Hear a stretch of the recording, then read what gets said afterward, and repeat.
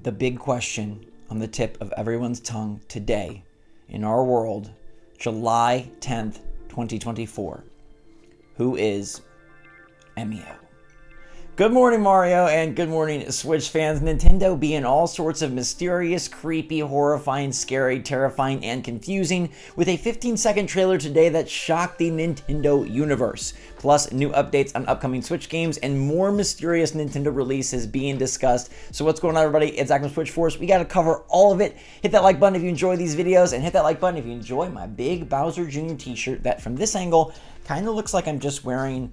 I don't know, what does this look like to you from this angle?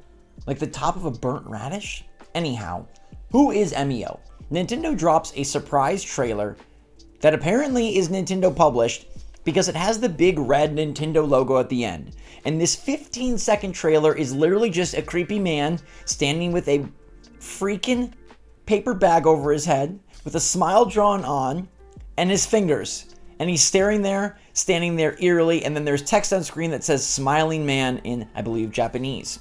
Now, this trailer is bizarre and bonkers because Nintendo typically is very obvious. They're very blatant. They're like, welcome to Super Mario Party Jamboree, where we have 150 minigames and 6 new boards. Whatever they like to say, right? They're very direct, and they're very obvious with what they market. They don't really do like sort of sneaky marketing, ARGs, things of that sort. It's not really in Nintendo's playbook, at least that we've seen lately.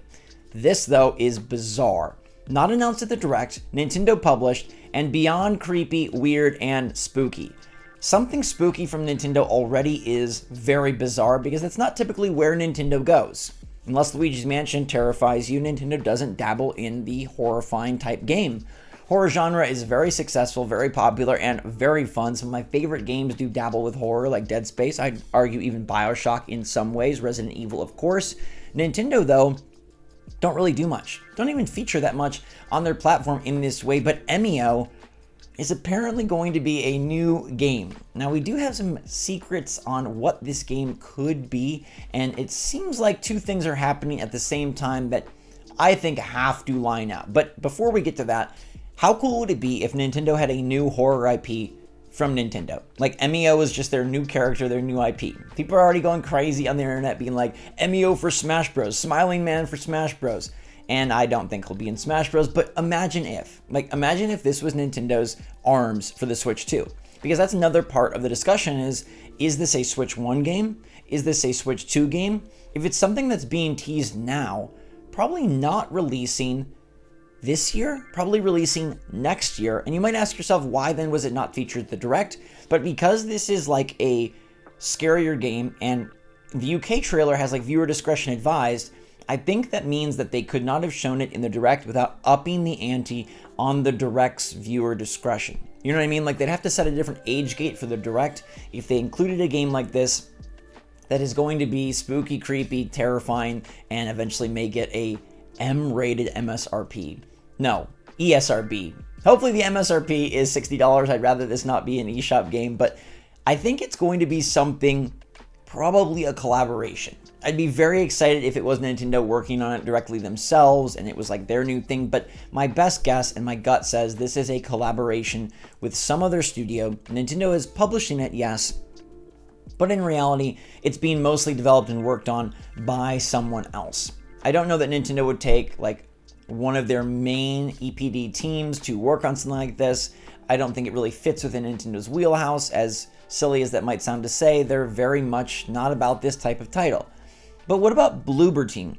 Bloober Team are the makers of Layers of Fear, Observer, Blair Witch, The Medium, working with Konami on the Silent Hill 2 remake, and they just posted an interview about what they're working on. And apparently there's a title called Project M.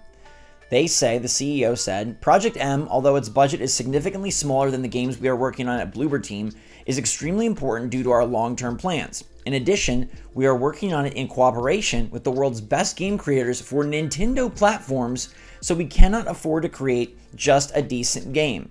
Now, this to me is incredibly illuminating. First of all, very interesting that this is coming out and coming to light on the same day that Emio drops. Second of all, they say that they're working directly in cooperation with the world's best game creators for Nintendo's platforms.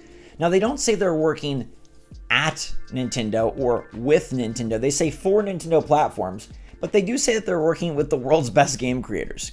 Who are the world's best game creators? To me, that's the people at Nintendo. And the fact that it's a significantly smaller budget than things that they are working on at Bloober Team, such as Silent Hill 2, would kind of line up with Nintendo doing a smaller title with Bloober Team that's exclusive to Switch or exclusive to Nintendo platforms. Also interesting that it's currently titled Project M on their side, and that they're saying Nintendo platforms, because right now there is a Nintendo platform being Nintendo Switch, but if this was a cross-gen game, then it is Nintendo platforms. Now, Bloober Team has been a bit up and down in my opinions. They've done some strong work. They know how to do sort of the walking sim game.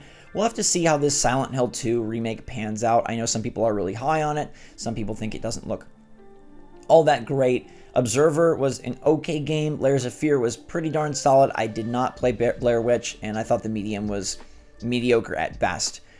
I don't know what MEO would be. I don't know what Project M would be. I don't know what type of game it would be, but if it is going to be a walking simulator from Bloober Team with a smaller budget on Nintendo platforms, I'm not all that interested.